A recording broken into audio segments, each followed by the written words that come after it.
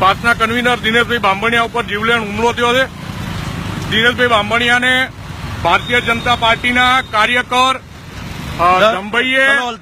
કલોલ ધંભાઈ અને વિપુલ પટેલે જાનથી મારી નાખવાની કોશિશ કરી છે.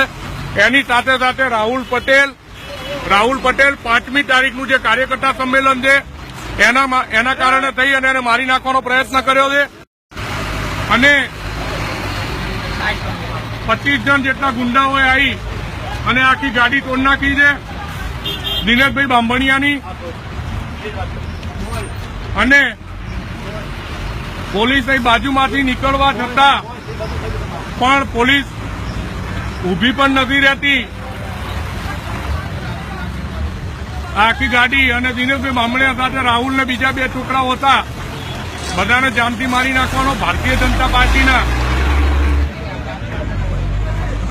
કાર્યકરોએ પ્રયત્ન કર્યો છે. 5મી તારીખનું કાર્યકર્તા સંમેલન કોઈ પણ સંજોગોમાં ના થાય. ભાજપના બાબુ જમનાદાસના કહેવાથી કલોલના લોકોએ ભાજપના ધારાસભ્ય બાબુભાઈ જમનાદાસ પટેલના કહેવાથી કલોલના ધંભાઈ પટેલ, વિપુલ પટેલ અને અન્ય 25 વ્યક્તિઓએ પાસના તમામ કન્વીનરોને જાનથી મારી નાખવાની કોશિશ કરી છે. દિનેશભાઈ બાંભણિયા બહુ ઇન્જર્ડ છે. અહીંયા ટ્રાફિક જામ છે અને ગુજરાતના પાટીદારો હવે જાગી જાઓ.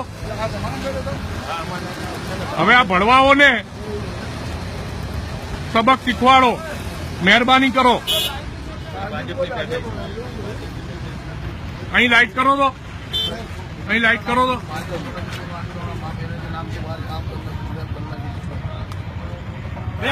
આખી ગાડી તોડી નાખી છે.